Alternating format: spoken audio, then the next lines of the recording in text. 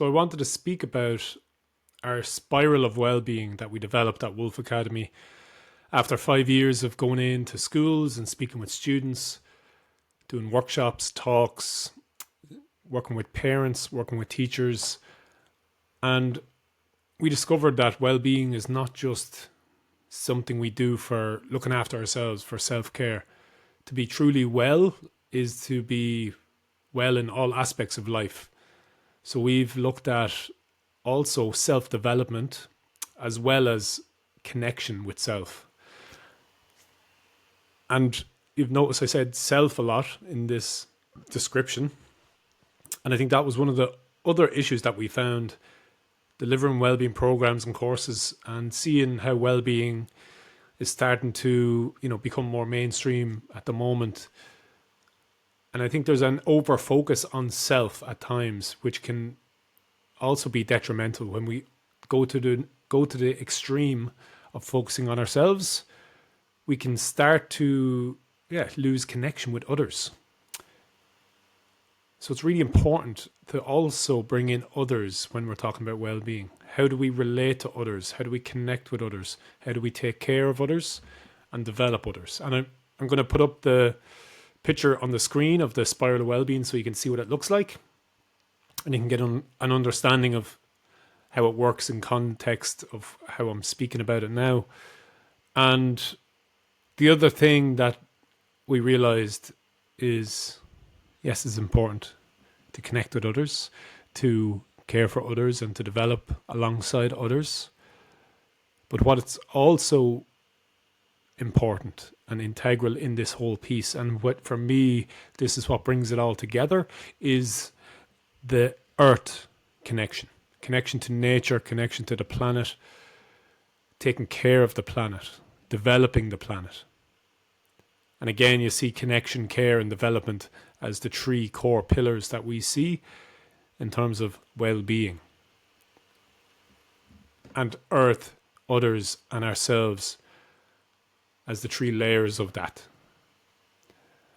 And when we look at well-being from a more holistic point of view, from this greater lens, this wider lens, you can start to see how this goes into many areas of life.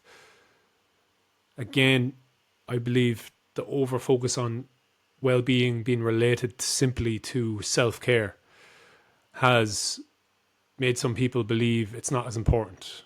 Oh, it's just, taking some time for yourself or cooling down, or we all need some well-being time. It's not about well-being being separate to our lives or being something we have to step out of life to do. Well-being is how we are being. It's how we are in life. It's not this elusive thing that we don't have time for. I mean, if we did spend all of our time lying, chilling, looking after ourselves with spa days and whatever some people think of when they think of the self-care side of well-being, then there would be a unease in ourselves. You could say a dis-ease in the body, because we are human beings, but we're also meant to create and do and develop and grow. So that self-development piece really has to be in place, and so much fulfillment, so much joy can come from growth and development and pushing ourselves beyond our perceived limitations and creating something that's never been created and learning a skill. So this is a huge part of well-being and sense of purpose and sense of who we are as individuals. And then when you look at connection up the top here, we can do all these things. We can do the self-care piece. We can have our hot baths. We can take a nice walk in nature. We can do the self-development. We can push hard and learn things, learn new skills, do courses, read books. And we can do both of these things. And I've seen many people do both of these things, but lacking the actual connection to the present moment or to themselves or to life. Because it's so easy to run away from ourselves. It's so easy to distract ourselves in practices, even self-care practices, they can be distractions at times. But it's coming back to that connection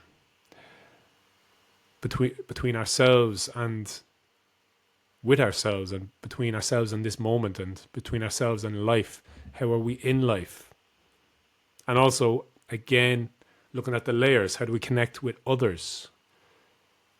I do workshops, or we do workshops now at Wolf Academy, where we help people to just connect in the simplest of ways, through conversation, through eye contact, through movement, and just bring us back into relation with the other in a more sacred way, but also just in a more human way. Because we've really, in some extent, we've maybe gone too far into the technology and yes, it's great, we can do this video and I can share this message and you can hear my voice and you can learn lots of things on the internet. But you cannot replace that human connection, that presence. And that's something that we want to bring more of. Because the more technology advances, the more the need for human connection becomes important. That's my belief. And then again, expanding outwards, connection to earth, connection to nature, connection to the planet. Because without that sense of connection, without that sense of feeling of belonging to this planet or belonging to nature, we see it as separate. And when we see something as separate, we don't really care for it as much as maybe we should. If we see a culture or a race of people separate to ourselves, that's where problems become heightened, because that's when racism comes in. That's when discrimination comes in. That's when just a lack of empathy towards the other, because we've separated ourselves. So for connection with the earth, we need to understand how we are part of the earth and how we fit into this ecosystem. And we have an important role to play in this ecosystem, along with the animals and the plants and the trees and everything else. And most people know as well just the benefits of spending time in nature and feeling part of the world and the planet. Because again, it takes us out of that small ego self that we can get stuck in when we're solely focusing on ourselves. And sometimes the more you focus on your own personal well-being and your own personal self-development, your own personal, that's when you start to go inwards and collapse in. So it's important to be able to expand out and go back in and, pulse through these layers of self, others, and earth. And this is the philosophy that we have developed, and I'm sure it's not new. It's just something we have seen from the different learnings and the different teachings we've discovered on our own journeys, and something that's been reflected back to us from doing workshops in schools with young people, with adults. And it's a very exciting approach to bring into a workshop, to be able to see, oh yes, this is how we can come back to that greater sense of well-being, because it does seem we are lost, we're quite confused as a society in terms of, where we're going. There is so much noise and so much confusion out there. And just to be able to remember those simple things of, am I connected to myself? Am I connected to others? Am I connected to the earth? Am I taking care of myself? Am I caring for others around me? Am I caring for the earth? And am I striving to develop myself and support the development of others and the earth? And that incorporates well-being, and another word that I use to describe certain aspects is well-doing. So how can we do well, not just be well?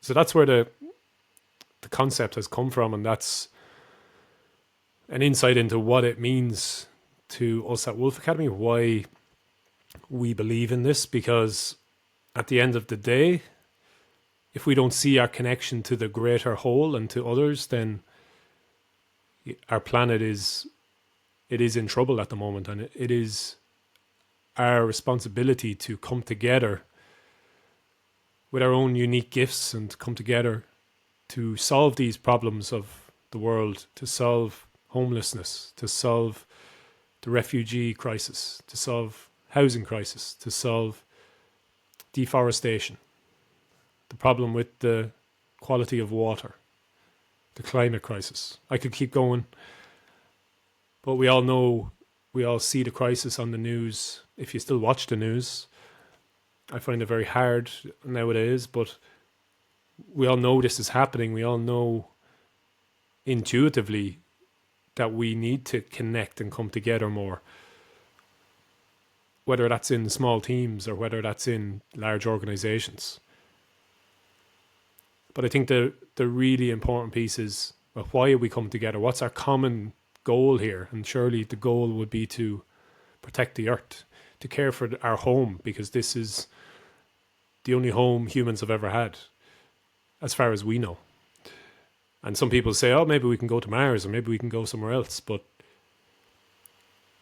again, this is all we have known, and surely we should look after the home we have before we start looking for a new one. And there won't be enough room for everyone on this other planet that people are hoping to jump off to. So I think it's important that we come together to clean up any mess that we've made. And there's so much good happening in the world as well, if we just open our other eye to see the good side of what's happening and how technology can actually assist us, rather than seeing it as a black and white situation of things are all going downhill. There's also great opportunities.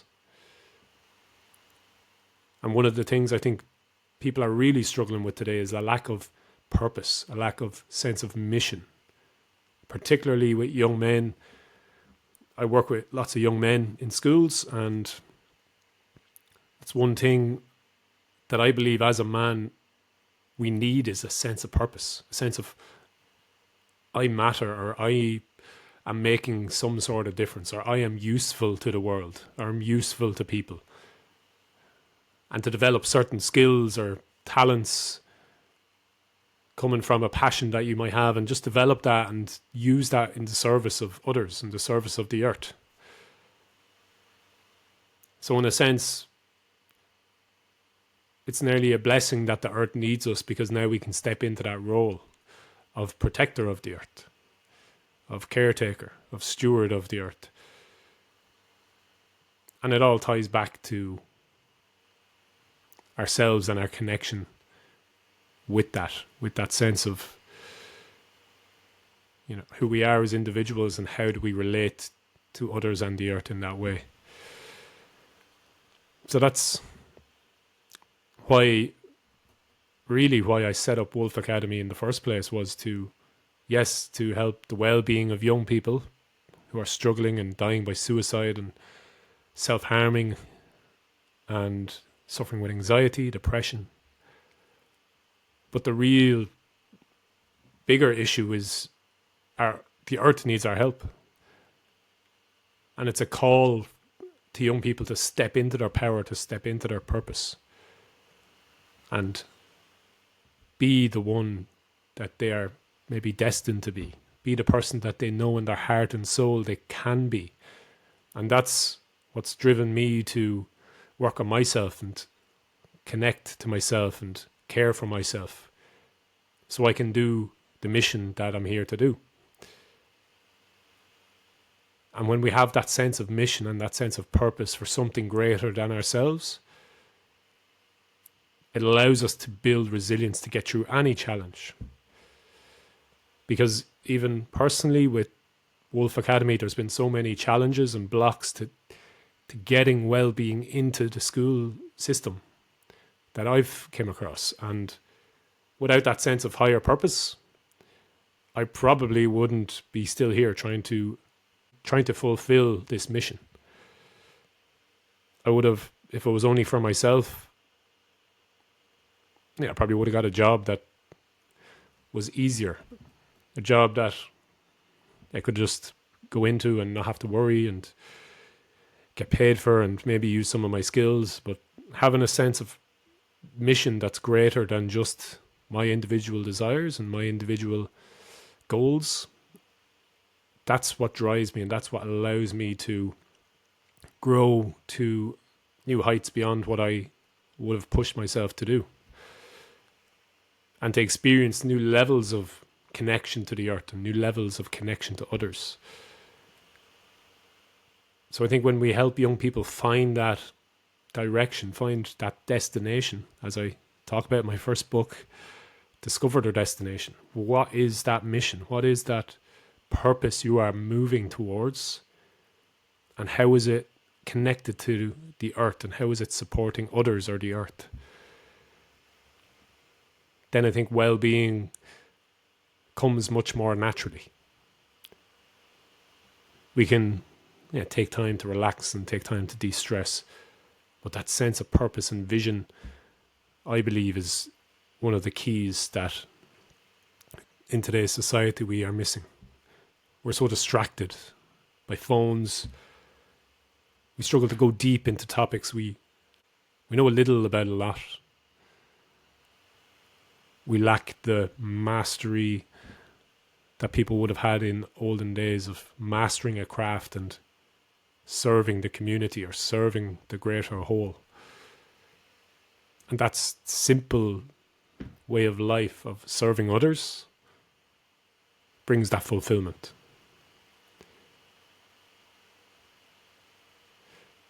So that's what I have to share today